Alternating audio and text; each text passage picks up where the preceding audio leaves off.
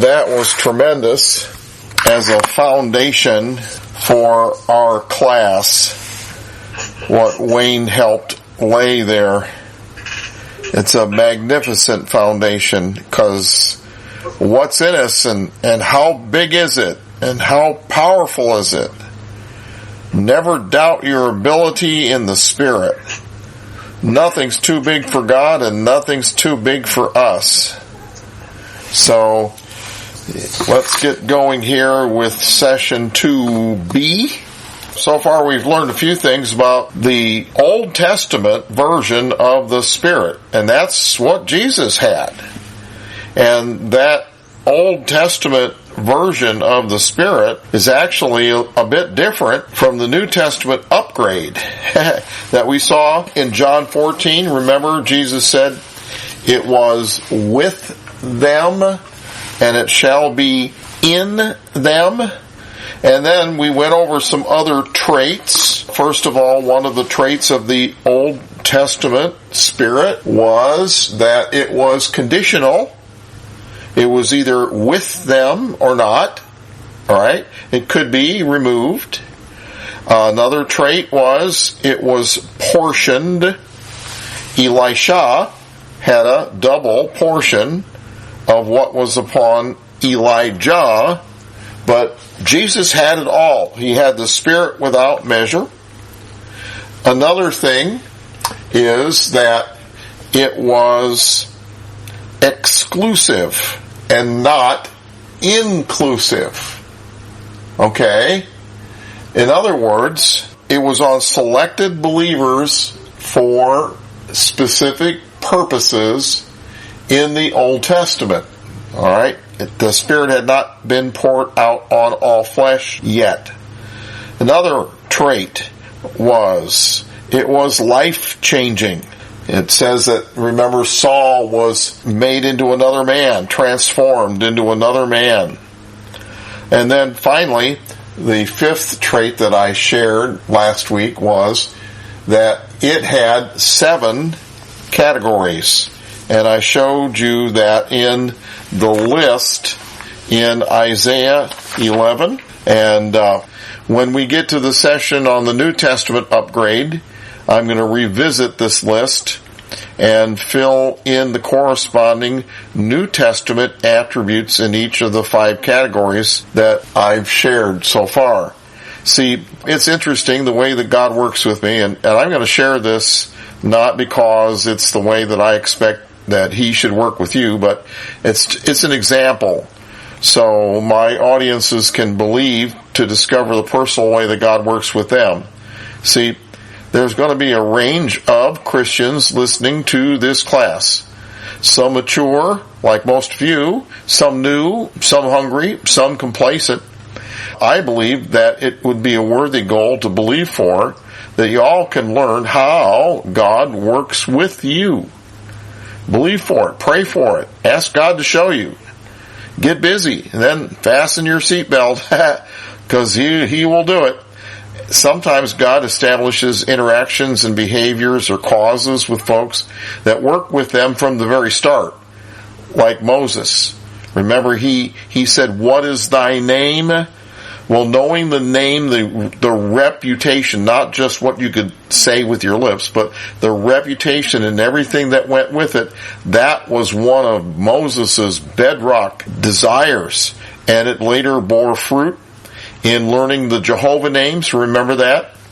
And then also, Aaron was to be his spokesman. So he had a relationship with Aaron from the very start. And sometimes when you have believers, they work together in teams like that. And that relationship is started from the very start. See, very interesting how all of that works. Now, another trait was with Jeremiah. Jeremiah knew from the beginning that he was going to be set over kingdoms and nations. Ezekiel, God worked with him in visions from the very start. So sometimes when you learn how God works with you, and those trends, those traits start from the very beginning. We realize those things more and develop them further more as we walk for God.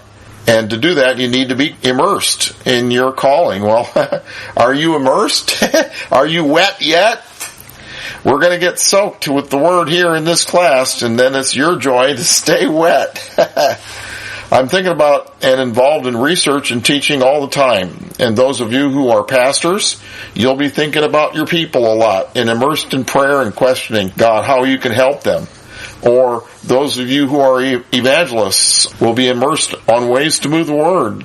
Or those of you who are workers on managing the work more effectively. Or artists on envisioning stuff that'll positively impact people. Or musicians on melodies that'll kindle hearts, etc. So that's when God is working in your heart, when you're really involved, when you're pushing it. And this really develops when we are committed to our callings and working on them and moving on them. Now, of course, if you don't know what your calling is yet, well, just get busy and you'll find out. My desire has been to rediscover original Christianity, and I'm rejoicing because it's opening up. All the roads that I've traveled with the Lord in my ministry converge here. One of my habits is I tend to analyze things and categorize them. That helps me break things down so I can teach them clearly. You probably have noticed this in the lists of 7s that I presented. It's a pattern. Well, so far in session 1, I've given you 5 attributes of the Spirit that the first century believers knew from the Old Testament. All right, they had discovered also that there had been spiritual changes in the wind and fire of Pentecost. Now we're going to teach more about that later. But I expected that there would be 7 attributes. But, I came up with 5 in the first session. God works with me in stair steps. I get to one plateau and I sort things out and then another level comes. They're like stair steps. But, God's infinite. But our buckets are only so big. And we can only process so much at one time. And also it's important not to go too fast. But we work new things with the goal of determining their practical application and their usability. That's very important. And then once that's done, we may be ready to take the next step. And sometimes taking that next step involves changing our opinion. Because, we're human. And sometimes when I get to the next level and I look back and evaluate from a better perspective, sometimes I need to adjust what I've said before. Well, that's okay. More stuff fits. We're in research mode. I think the problem with many churches is that they got to a plateau. That was good, but then they fossilized and were unwilling to go further. Well, it's not about a teacher saving face if you have to change. It's about the Word, and nothing but the Word. All right? And growth often involves change, doesn't it? I think the reason we've come so far on Tune In Tuesday is that we're willing to grow and change. And God and His Word beckon. We earnestly want to know. One time a guest minister commented about the church I attended, and he asked, where do you find all these good people? Well, in many churches there is a group of more dedicated believers who do most of the work, and then there are the rest who just attend. Well, we love those other folks too. They have great potential, and so we need to reach out to kindle them, because every believer is a treasure. Just some don't realize it yet. And this class is targeting both the dedicated group and those who are rising up. This information sure is exciting, but its fruit is even more important. See, we're folks who want to know the depth of the Word and then do something about it. We want to see the fruit that comes by applying it. Now, patience also is important. Of course, knowledge too, but it must be balanced with practice or it can become lopsided. We anticipate that there's more to learn, but it doesn't come right away. We must be patient. Practice is something to learn. We can't get too far ahead with this stuff. And we have to bring others with us, and that involves teaching, practical applying it. All right? God has many ways of getting us to the next step, getting us that information. But, like Wayne said, it's on His timetable. It's by His will. See, sometimes it's by direct revelation. Sometimes that comes by other believers. Sometimes we get it from books. Sometimes we get it from other teachings we listen to. I've even learned stuff on my question to God list from TV shows. Whew. Many times for me, I find things in the Word or in a lexicon that sparks insights. And then I find other corroborating scriptures, and then the Word explodes. Sometimes I wake up in the morning and the answers are there in my mind. Well, that's pretty cool, but I've got to write them down before they fade. And hey God, please, not in the shower. Also, there's the question of need. The best things are what we need to help others, to solve problems, to better communicate, to better teach, to reach people. Those things are often higher on God's priority list than just satisfying our intellectual curiosity. And boy, do we need this information on the Spirit right now in this troubled world.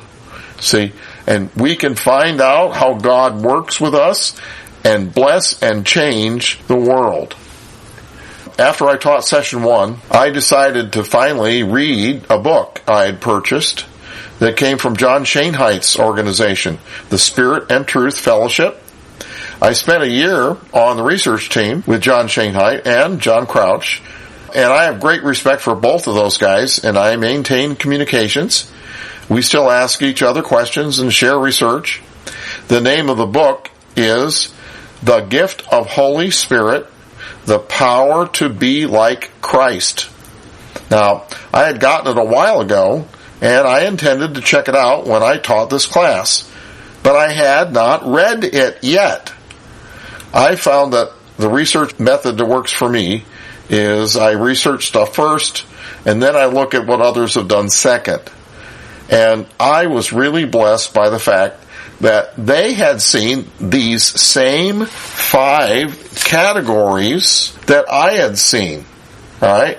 And actually, I liked his label for the 4th one better than mine. I had said the Spirit was life-changing and cited that example with Saul, and they had called it transformative. I like that title. I like that better than life-changing. So, but we've got the same God and the same Spirit and the same Bible, and we're in the same body. So it was a blessing to see that the things that I had independently researched were corroborated elsewhere. It's illuminating that there have been and will be several versions of the Spirit that God gives to man. And I think that looking at it that way can draw some things into better focus. And for that perspective, I have to thank Rene Fretz, because he had that attributes of God in Christ chart. I think that's somewhere on the Way Beyond's files. That was his work on Colossians 2:9. He put them in an Excel spreadsheet, and he had 25 to begin with. That's what sparked all of this. And he had rows and columns, and that chart was the basis for 3 of the 7 ones classes. 1 God, 1 Lord, and 1 faith. 1 faith is next year. He laid out all of the attributes in a grid, and there even was a column for the Spirit. So now his work is benefiting this class. We're in a body, and genuine ministers ought to spark off each other and not compete. And we're going to see how viewing things this way about the different versions of the Spirit through time will pay off. But there's actually a 6th category of differences between the Old and New Testament, and it is in how the Spirit is received. So the 6th category is that the Spirit was communicable. Remember, God took of the Spirit that was upon Moses and gave it to others. Look at Numbers. Numbers chapter 11 in verse 16. The Lord said to Moses, "Gather unto me 70 men of the elders of Israel, whom thou knowest to be the elders of Israel." Wayne told us about them. "And officers over them, and bring them unto the tabernacle of the congregation, that they may stand there with thee. And I will come down and talk with thee," Moses, there, "and I, God, will take of the Spirit which is upon thee, and will put it upon them. and they shall bear the burden of the people with thee, and thou bear it not thyself alone. Alright? So verse 24, and Moses went out and told the people the words of the Lord, gathered the 70 men of the elders of the people, set them round about the tabernacle, and the Lord came down in a cloud, and spake unto him, and took of the Spirit that was upon him, and gave it to the 70 elders. And it came to pass that when the Spirit rested upon them, they prophesied and did not cease. So, my term, for better words, is that it was communicable. We also can see the life-changing or the transformative attribute of the Old Testament Spirit in that phrase in verse 25, when the Spirit rested upon them, they prophesied and did not cease.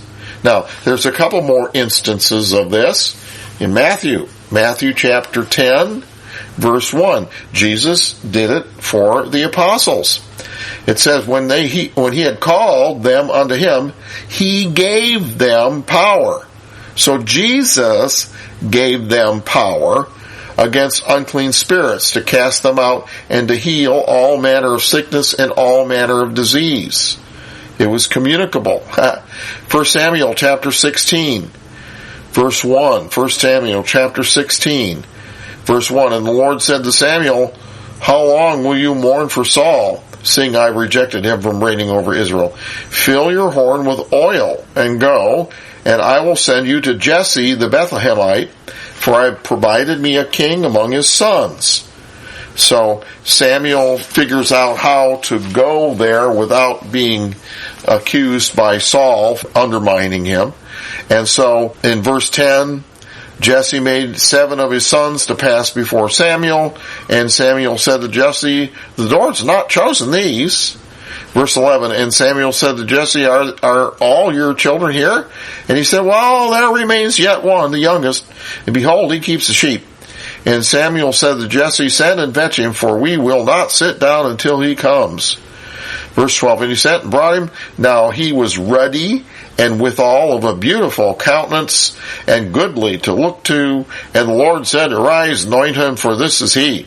And Samuel took the horn of oil, and anointed him in the midst of his brethren, and the Spirit of the Lord came upon David from that day forward. So Samuel rose up and went to Ramah. But the Spirit of the Lord, verse 14, departed from Saul, and an evil spirit from the Lord troubled him. Now that last phrase, you can see the conditional attribute of the Spirit as well. Okay, it could be lost, and Saul lost it because of disobedience. Also, I need to clarify that last half of verse 14. The evil spirit from the Lord, that's that Hebrew idiom of permission, number 70b. That's in the list of idioms in the front of Young's Concordance. So it was by permission. I cover more about that in my foundational class, Jesus Keys to Life. God permitted this because he doesn't overstep free will.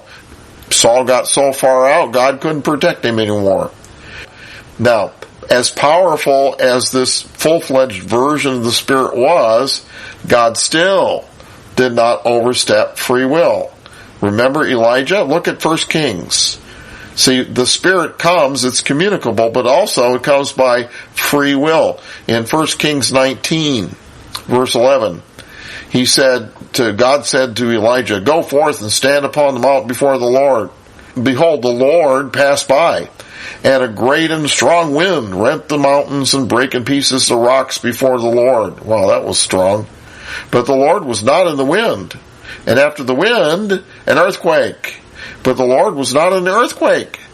And after the earthquake, a fire. But the Lord was not in the fire. And after the fire, a still small voice. And it was so, when Elijah heard it, he wrapped his face in his mantle and went out and stood in the entering in of the cave. And behold, there came a voice unto him and said, what are you doing here, Elijah? So, as powerful as the Spirit was, God still did not overstep free will.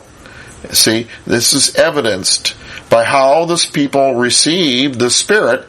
If there was no one around There was no one around to lay hands on them and to impart it. How did God start the whole process? Well, he had to manifest the Spirit via some form of concretion in the realm of the five senses to reach out to people. See, in Moses' initial encounter, this was done via the agency of an angel in the burning bush. Look at Exodus chapter 3. Exodus chapter 3, verse 1. It says, Moses kept the flock of Jethro, his father-in-law, the priest of Midian, and he led the flock to the backside of the desert and came to the mountain of God, even to Horeb. And the angel of the Lord appeared unto him in a flame of fire out of the midst of a bush. So the angel appeared, see? And he looked, and behold, the bush burned with fire, and the bush was not consumed. So this was something in the five senses. And Moses said, I will now turn aside and see this great sight, why the bush is not burnt. And when the Lord saw that he turned aside to see, God called unto him from out of the midst of the bush and said, Moses, Moses. And he said, Here am I. And God said, Draw not hither, put off thy shoes from off thy feet, for the place whereon thou standest is holy ground. See, the fact that the bush burned with fire, but was not consumed, obviously was something very unusual, something supernatural, and Moses was drawn to that. It tells us something about his character. He wasn't afraid. I mean, he had been given the best education possible in Pharaoh's court, yet he was curious why it was not burnt. He wanted to know. See, and this desire to learn has characterized every great man of God. So the Lord reciprocated and called to him. It's free will. And Moses answered. You see the free will involved there? Another one, Genesis chapter 3, verse 8. This is the first instance of this. And they, Adam and Eve, heard the voice of the Lord God walking in the garden in the cool of the day. And Adam and his wife hid themselves from the presence of the Lord among the trees of the garden. And the Lord God called unto Adam and said, Where are you? Now, see, Adam and Eve had just lost that spirit. So the voice was, quote unquote, walking in the garden. Now, picture that. Walking is something that's residing in one location and moving to another. So this localization of whatever sort it was some kind of concretion, something existing in the five senses and moving from A to B. See? And again, it says God called to Adam. See? Now, we may not see every facet illustrated in every record like this, but if we look at them all together, we'll get a comprehensive view. In 1 Samuel chapter 3 is another instance with Samuel. 1 Samuel chapter 3, verse 1. It says, And the child Samuel ministered unto the Lord before Eli, and the word of the Lord was precious. It was costly, scarce in those days. And there was no open vision. They didn't know the word. Alright? And it came to pass at that time, when Eli was laid down in his place, and his eyes began to grow dim, that he could not see, and ere the lamp of God went out in the temple of the Lord, my goodness, and where the ark of God was, and Samuel lay down to sleep. And the Lord called Samuel. And he said, Here I am. And he ran to Eli and he said, Here I am, for you called me. And Eli said, Grumble, grumble, I didn't call you, lie down again. And he went and lay down. And verse 6, And the Lord called yet again, Samuel. And Samuel arose and went to Eli and said, Here I am, you did call me. And he answered, I didn't call you, crazy kid, go lie down again. Verse 7, Now Samuel did not yet know the Lord. See, he didn't have spirit upon him yet. Neither was the word of the Lord yet revealed unto him. See? Verse 8, And the Lord called Samuel again the third time. And he rose and went to Eli, and Eli said, "Here I am. You did call me." And finally it got through Eli's thick head. Eli perceived that the Lord had called the child. Verse 9. Therefore Eli said to Samuel, "Go, lie down, and it shall be, if he calls you, that you shall say, 'Speak, Lord, for thy servant hears.'" So, free will, acknowledge it, receive it. See? So Samuel went and lay down in his place. And the Lord came and stood, see, there's that concretion there, and called as at other times, "Samuel, Samuel." Then Samuel answered, "Speak, for thy servant hears." So you see the free will. God called, Samuel answered. See? After he acknowledged, he received the Spirit, and God then could speak to him directly. Now, then, there is a seventh trait of the Old Testament Spirit, or the Spirit that's upon believers throughout all time. And that seventh trait of the Spirit is, it is administrationally affected. Very interesting. Ever since Adam and Eve sinned, God's had to do repair work. Now, for those of you who have listened to some of the other Tune In Tuesday teachings, remember Hebrews 11:3. Through faith, we understand that the worlds, the ages, the administrations, were framed, katartizo, repaired. Every administration is a successive repair job. That the worlds, ages, aion, were framed, katartizo, repaired, by the word rhema of God.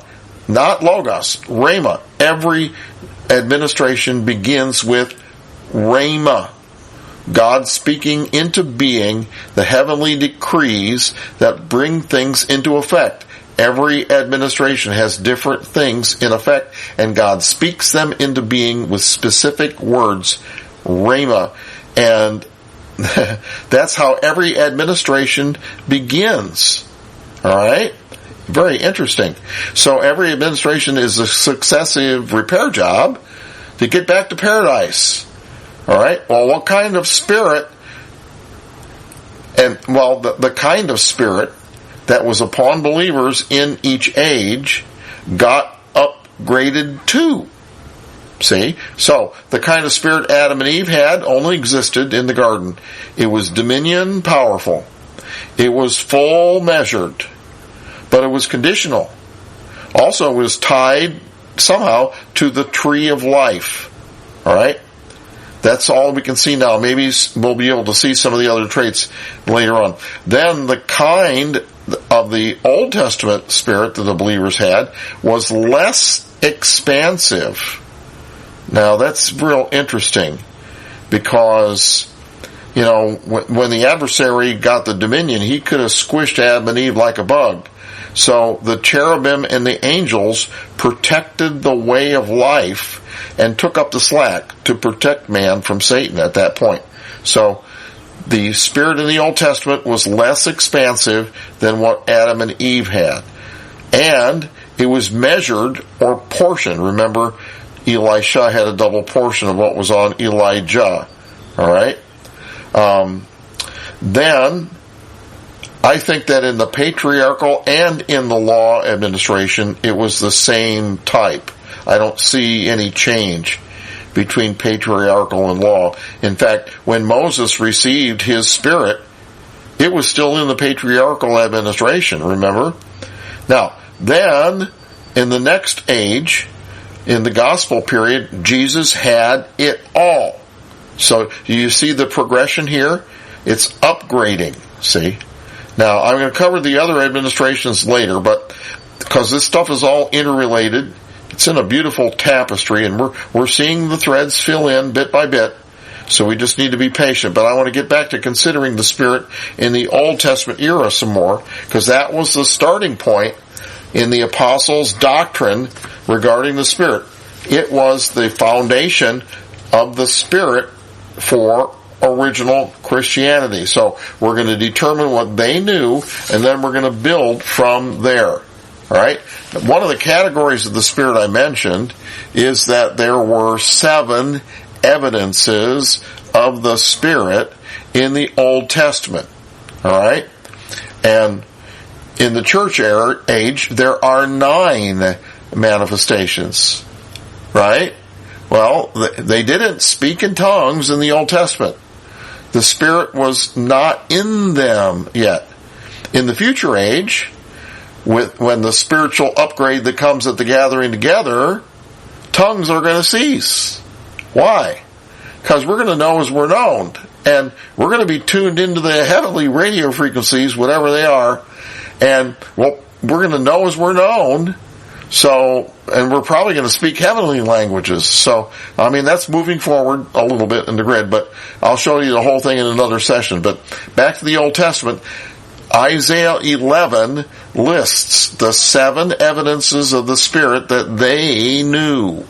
See, this was what was portioned out to believers with the Spirit upon them in the Old Testament, and what Jesus had all of, without measure. Look at Isaiah. Isaiah chapter 11 and verse 1 and 2.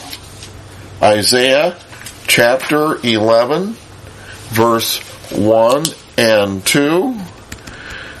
And there shall come forth a rod out of the stem of Jesse, and a branch shall grow out of his roots, and the Spirit of the Lord shall rest upon him, the Spirit of wisdom and understanding, the Spirit of counsel and might, the Spirit of knowledge and the fear of the Lord. So this is what they knew in the Old Testament, and what Jesus had all of, and probably taught about, in the gospel period to the apostles. So here's the list. There's the Spirit of the Lord. There's the Spirit of wisdom. There's the Spirit of understanding. All right. There's the Spirit of counsel. The Spirit of might. The Spirit of knowledge. And the Spirit of the reverence of the Lord. 7. All right. Now, in 1 Corinthians 12, verse 8 through 10, there's the New Testament list that we're more familiar about.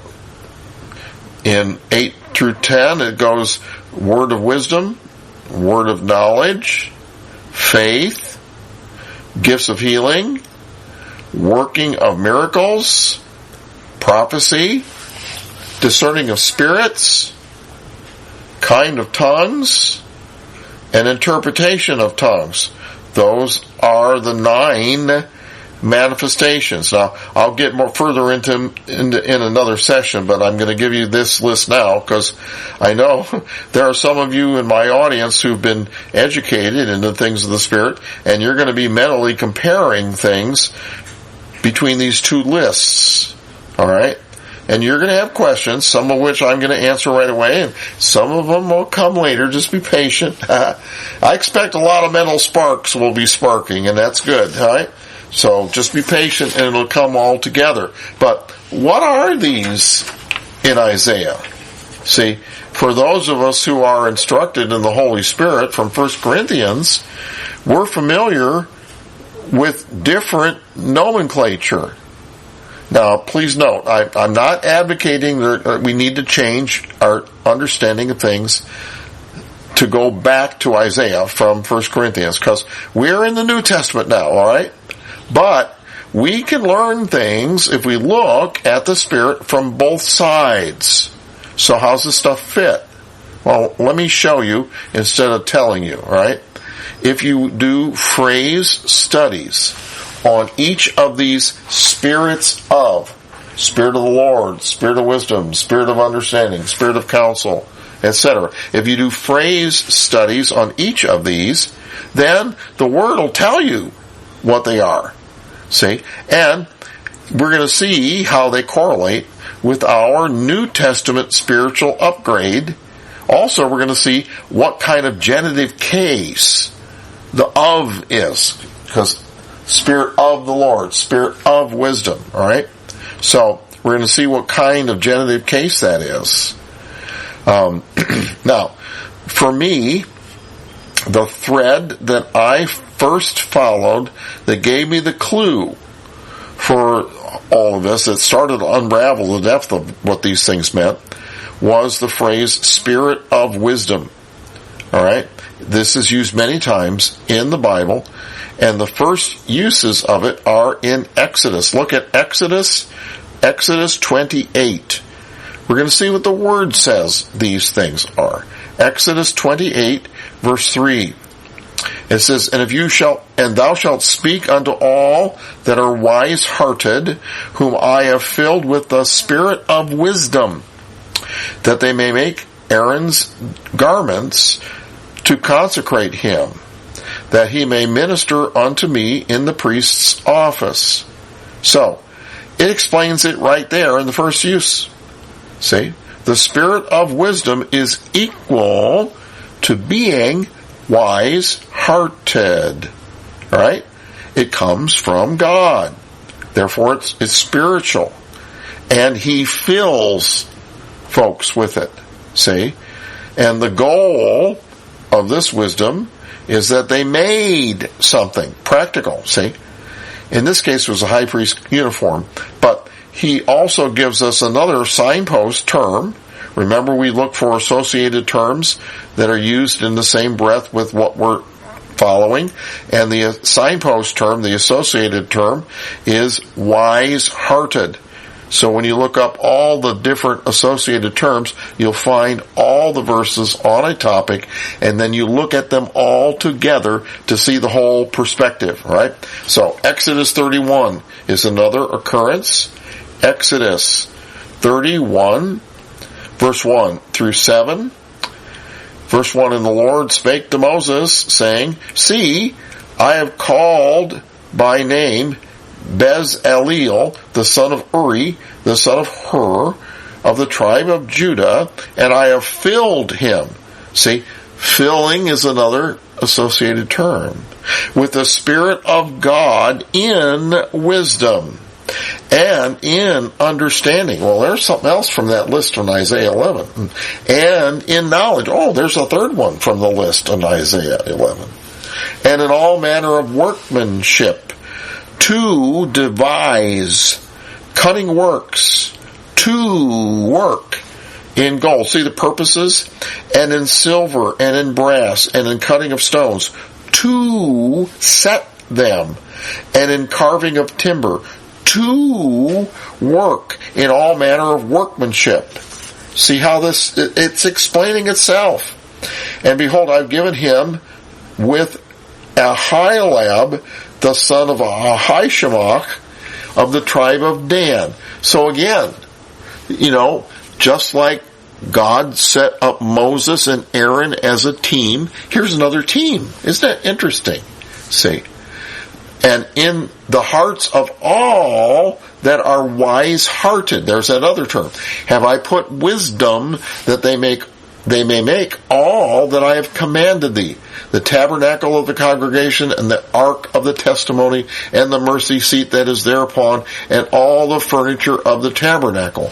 So I think it's pretty plain what the spirit of wisdom is. See, it's multifaceted. It involved understanding and skill and workmanship and ways of practical application. It goes hand in hand with knowledge. All right? And it enabled the recipients to expertly make something. In this case, the things of the tabernacle. And they perceived what was needed to devise cunning works.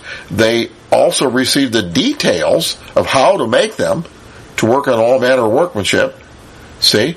So this shows that the phrase spirit of wisdom means to have an adeptness in the use of what we call in the New Testament the word of wisdom. See?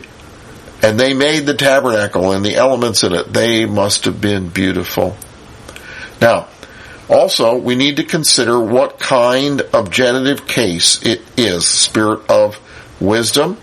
So, what do? Well, we put on our thinking caps and we go down the list of all the different kinds of genitive case, try them on for size, see which one fits. So, ownership, the spirit who belongs to wisdom. No.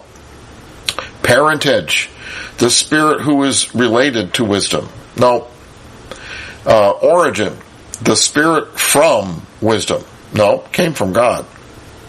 Place, the spirit from the place called wisdom. No. Okay, character, the wise spirit. Well, could be, all right. Relation, the spirit which is regarding wisdom. Maybe. Content, the spirit full of wisdom.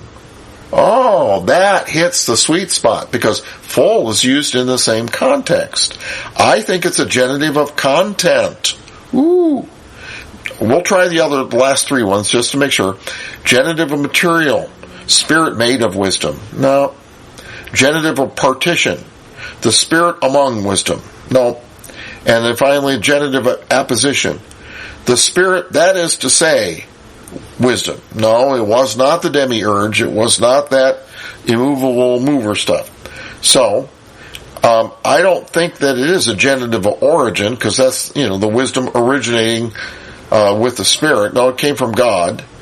Now, if it would have been the wisdom of the Spirit, then that would be spiritual wisdom. All right? That's what you do with the genitive of character. But because genitive of character, genitive case basically is the modifying case. That's its most basic function. So the wisdom of the Spirit would be literally spiritual wisdom. You take the second term and you make it into an adjective. See, in a hendiades, you take the first term and combine it. With this genitive of character, you take the second term. So it is spirit of wisdom. So it would be, if it were spirit of wisdom, it would be wise spirit. So in this case, it is spirit of wisdom, wise spirit.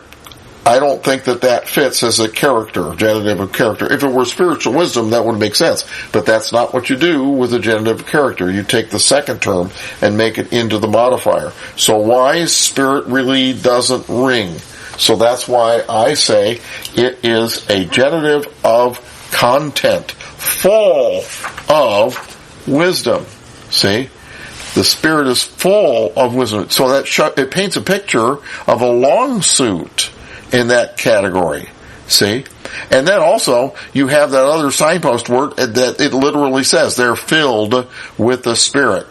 You can take a look at, in your notes, Exodus 28:3, Exodus 35:31, and 35. Also Exodus 36, verses 1, 2, and 8. These are all other occurrences of that. Here's another one. Deuteronomy 34:9. Deuteronomy 34:9. And Joshua the son of Nun was full, there's signpost word, of the spirit of wisdom, for Moses laid hands on him, communicable, and the children of Israel hearkened unto him, and did as the Lord commanded Moses. See? In fact, if you look many times at the introductory paragraphs for each of the men of God throughout the Bible, many times their long suits, whatever they had, are listed right there in the beginning. Very interesting. And also, they use this same terminology in Acts chapter 6, verse 3. Wherefore, brethren, Acts 6:3, wherefore, brethren, look ye out among you 7 men of honest report, full of the Holy Ghost and wisdom, full of the Spirit and wisdom, whom we may appoint over this business. Now, Some of you might ask, well, why were they still using the Old Testament terminology after the Spirit was upgraded? Well, first of all, upgrades often still retain old facets and build on them. They don't reconstruct everything, right? In computer terms, we have a term called upward compatible, right? And then number 2, Acts 6 actually was before Paul wrote Corinthians. See, they were still learning about what came in the Pentecost upgrade, all right? Now, the next clue from this spirit of wisdom phrase, it means that it's a long suit in what we know as the manifestation of word of wisdom. So, bing, bang, boom. The phrase spirit of knowledge has to accordingly mean an adeptness at receiving the manifestation of word of knowledge. See, the gears are turning in your minds. That's great. I mean, as a teacher, I don't indoctrinate, I catalyze. I want you to think. So the other thing, indoctrination, that's not thinking. So if we can infer what the spirit of knowledge is, then later on in the list, what is the spirit of understanding? All right? Well, to unravel this, I think the next key to opening the secrets of Isaiah 11 is to recognize that these terms are coupled for some reason. All right? Now, Semitic learning is different from Greek learning. We're used to Greek learning where they trot out all the answers and we memorize them and then we get rewarded for regurgitating the information. Well, that is not how they taught in Jesus' time and in the Old Testament. They use Semitic learning principles. And Semitic learning does not tell you all the answers. They give you clues that set the pattern for the rest. So you gotta work for it. You gotta desire those answers. Yea, you gotta pray for them, believe for them. And that inherent spiritual aspect of Semitic thought is a pipeline straight to the true God. See, and so Isaiah 11:2, and the Spirit of the Lord shall rest upon him, the A, spirit of wisdom, and B, understanding, the C, spirit of counsel, and D, might, the E, spirit of knowledge, and F, reverence of the Lord. So, there are sets of coupled terms. Spirit of A and B, spirit of C and D, spirit of E and F. Alright? Well, I believe that they couple adeptnesses focused in the physical realm with their spiritual counterparts. Now, some of you who have been educated in the advanced information about the manifestation of the Spirit, you might be having some gears turning in your mind. You see, we're looking at this Old Testament nomenclature, but you're thinking in light of what you know, which is the New Testament, alright?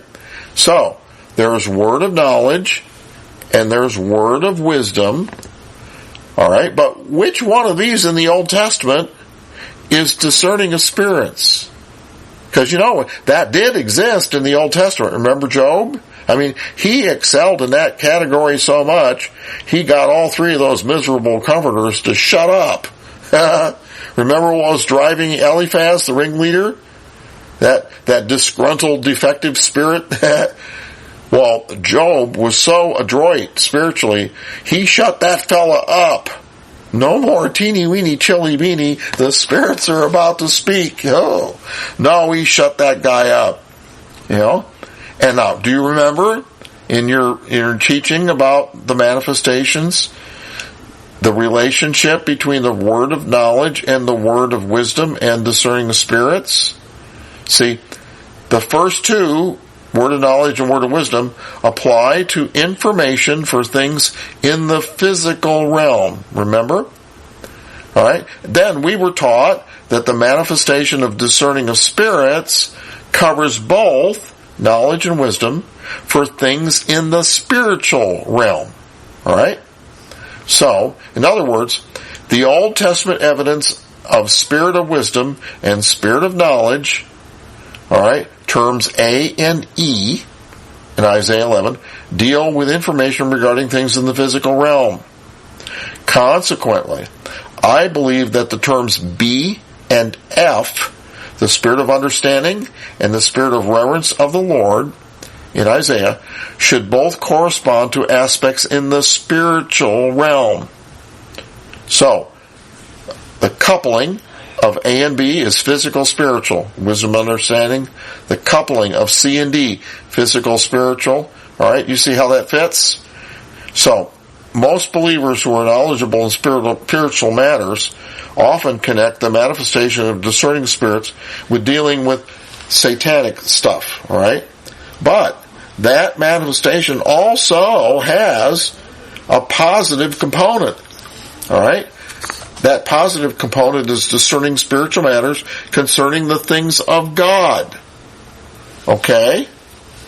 So, remember, if evil, in the definition, if evil, or white heart, black heart, remember that? See, Jesus received a positive side of discerning of spirits for Peter and Nathaniel. Remember, behold, one in whom is no guile. And Nathanael said, where did you know me from? Well, God told that to Jesus about Nathanael. He vetted him as an apostle. That's positive discerning of spirits. All right? Now, again, I'm not advocating changing our terminology from 1 Corinthians 12, but I think we can learn something fascinating from the Old Testament way of cataloging that there were two aspects for this one manifestation, because the positive would be spirit of understanding, or the negative, discerning of spirits would be spirit of understanding, perception, and the positive would be spirit of the reverence of the Lord. Okay? So that's positive, negative, and I think that is the two parts of discerning spirits that we know as one term in the New Testament. They knew as two terms in the Old Testament. All right? So, then, once you understand that there's this physical, spiritual coupling, then it sheds light on the middle terms, C and D, counsel and might. See, so then counsel would then be concerning information in the physical realm, because, might is definitely in the spiritual, miracles, healing, that's spiritual. See? Now, you might think that these might be a hendiades, that coupling of two for one. But I don't believe that they are to be understood that way, because if you do the phrase studies on each, the Bible handles them separately. All right? So, with this framework for understanding these terms, I'm going to give you in the handouts, when we give you the YouTube teaching, a diagram of these different evidences, manifestations, that is modeled after the physical, spiritual kind of thing. All right? Now, this Old Testament stuff is for our learning. I'm not proposing we change, but we can fill in more of our understanding by looking at these from a Hebrew standpoint, from the Old Testament standpoint. So you have the spirit of wisdom that corresponds to word of wisdom. You have the spirit of understanding that corresponds to discerning of spirits on the evil side, the negative side. Then you have the spirit of counsel. We'll talk more about that. That's for spiritual advice. It's what the prophets did. Then you have spirit of might. That is miracles and healing. Then you have spirit of knowledge. That's word of knowledge. Then you have spirit of the reverence of the Lord. That is positive discerning of spirits. And mainly discerning God's spirit. Woo! Okay? And then you have spirit of the Lord. Now, spirit of the Lord, if you do a word study, it will explain what it is. All right? Because, see, we already did the word study on spirit of wisdom, and it was very plain what it was. So what I want to do in the remaining time that we have is to do spirit of the Lord. Because, we can't guess or look at commentaries. You got to pull up your sleeves and do the work. There's just no substitute for word or phrase studies. All right? So, Spirit of the Lord, what is that? Well, the first occurrence of the phrase, Spirit of the Lord, clearly explains that it deals with an adeptness in leadership. Look at Numbers chapter 11. Numbers chapter 11, verse 10 through 30. Verse 10. It says, Moses heard the people weep throughout their families, every man in the door of his tent, and the anger of the Lord was kindled greatly. And Moses was also displeased. They were tired of manna for breakfast, manna for lunch, manna for supper, manna, what am I going to do with all this manna? So they were tired of manna. Verse 11, and Moses said unto the Lord, wherefore hast thou afflicted thy servant? And wherefore have I not found favor in thy sight, that thou laidest a burden of all this people on me? Have I conceived all this people? Have I begotten them, that you should say unto me, carry them on in thy bosom, as a nursing father bears a sucking child, unto the land which thou swarest unto their fathers? When shall I have flesh to give all these people? For they weep unto me, saying, give us flesh that we may eat. We want meat. We're tired of this manna all the time. Verse 14, I am not able to bear all this people alone, because it's too heavy for me. And if thou deal thus with me, kill me, I pray thee, out of thy hand, if I found favor in thy sight, and let me not see my own wretchedness. And the Lord said to Moses, gather to me 70 men of the children of Israel, whom you know to be elders of the people. We read this before. And officers over them, and bring them unto the tabernacle of the congregation, that they may stand there with thee. And I will come down and talk with thee there, and I will take of the Spirit which is upon thee, and I will put it upon them, and they shall bear the burden of the people with thee, and that thou bear it not thyself alone.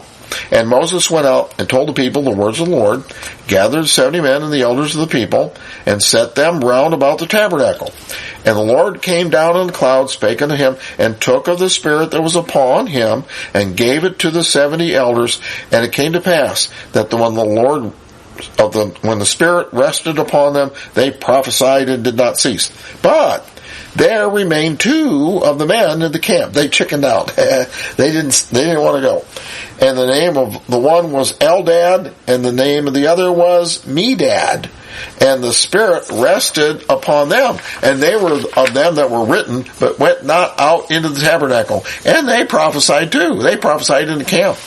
And there ran a young man and told Moses and said, Eldad and Medad do prophesy in the camp. And Joshua the son of Nun, the servant of Moses, one of his young men, answered and said, my Lord, Moses, forbid them, tell them to shut up. And Moses said unto them, enviest thou for my sake? Would God that all the Lord's people were prophets, and that the Lord would put upon his Spirit upon them. All right? His Spirit. It was the Spirit of the Lord. You see? So this is the Spirit of the Lord is dealing with leadership. They shared leadership.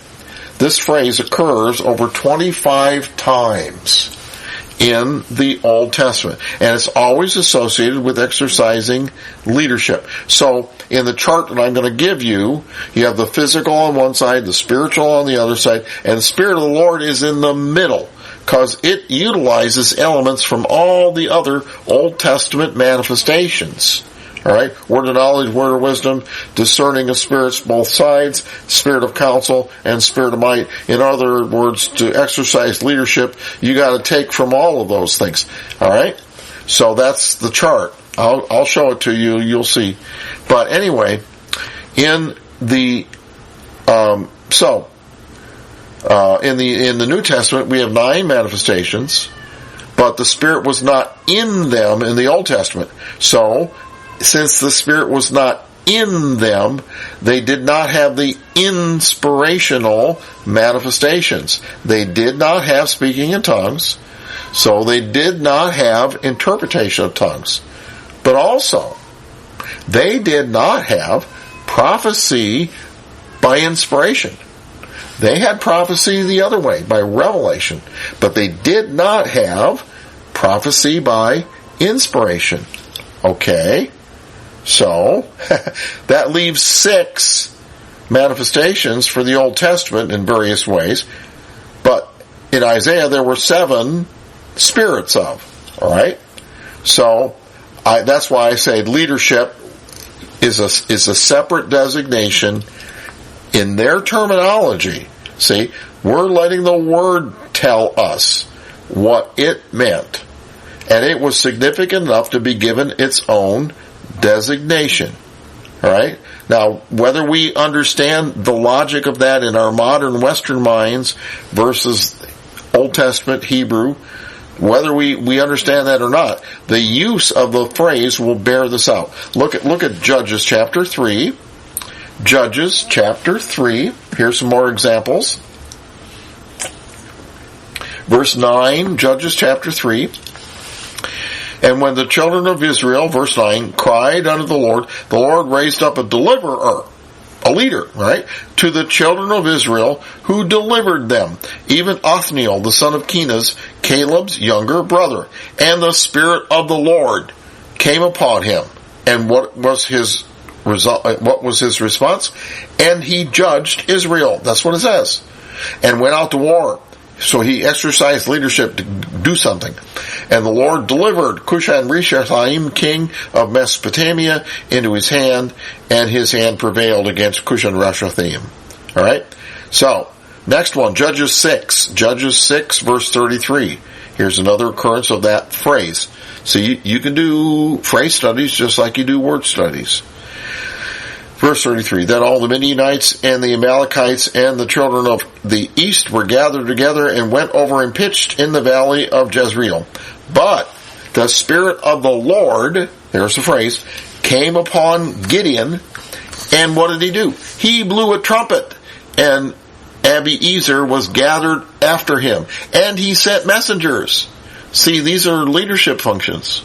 Throughout all Manasseh also was gathered after him. And he sent messengers unto Asher and unto Zebulun and Naphtali, and they came to meet him. So, when the Old Testament believers received, quote unquote, the Spirit of the Lord, they responded by exercising leadership to bring about deliverance, to judge Israel, to assemble armies, wage war. Alright?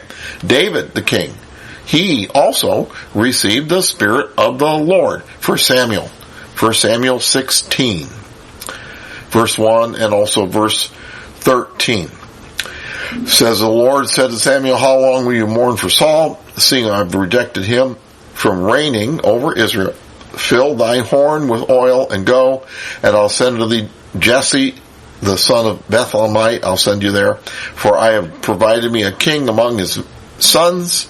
Verse 13, Then Samuel took the horn of oil when he finally found him, and anointed him in the midst of his brethren, and the Spirit of the Lord came upon David from that day forward. So Samuel rose up and went to Ramah. Here's a beautiful occurrence of this phrase, found in 2 Samuel regarding David. Now, see, if we just thought about this phrase, Spirit of the Lord, and didn't look it up and didn't do these phrase studies, I don't think we ever would have made this leadership connection.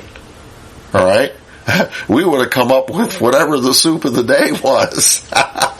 But, you have to let the Word interpret itself. See? So, that's what we've done. 2 Samuel chapter 23. 2 Samuel chapter 23. It says, Now these be the last words of David. David the son of Jesse said, and the man who was raised up on high, the anointed of the God of Jacob said, and the sweet psalmist of Israel said, The Spirit of the Lord, here's the phrase, spake by me, and his word was in my tongue. The God of Israel said, the rock of Israel spake to me, he that ruleth over men must be just, ruling in the reverence of God, and he shall be as the light of the morning, when the sun rises, even a morning without clouds, as the tender grass springing up out of the earth by clear shining after rain. Doesn't that paint a beautiful picture? All right, that is what proper leadership is supposed to produce. Not leaving a wake of destruction. All right, not getting people to serve you, but you serving people so that your effect is as beautiful as the light of the morning when the sun rises, even a morning without clouds, as the tender grass springs out of the earth by clear shining after rain. Proper leadership should produce, it should be like that. So that's beautiful, isn't it? Well, David had the soul of a prophet and the heart of a warrior. But this is all I'm going to cover tonight with the time that we have. Next session, we're going to go and cover the rest of Isaiah 11 and do phrase studies to see what they believed in the first century church at the beginning of the church. Because the foundation of what we know about the Spirit was built upon what they knew and the apostles' doctrine that they had in Acts chapter 2. So, bless you.